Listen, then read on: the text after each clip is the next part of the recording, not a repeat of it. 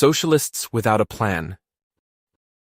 If I met a four-star general and he told me he was a socialist, I'd understand where he's coming from. After all, this is a man who lives and breathes logistics. He leads for a living. His job is to make master plans, then carefully monitor his underlings so they actually implement said master plans. Location, timing, manpower, supplies, margins of error. A general takes all of them into account. Sure, he knows the proverb that no plan survives first contact with the enemy, but a general still strives to craft systems that run like clockwork. What's the socialist connection? After a lifetime of daily experience as a planner, it's easy to see why a general would be appalled to realize that our society has no plan at all. There's got to be a plan. And who better to give society its much-needed plan than the general and his colleagues? Yet strangely, none of the socialists I've personally encountered has a military background. Quite the opposite. Virtually 100% of the socialists I've met are free spirits.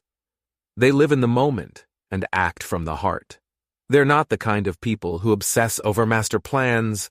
Instead, they're the kind of people who would casually crash the best of plans with a last-minute bad hair day. Don't get me wrong, most of the socialists I've met seem like nice people, but they radiate incompetence.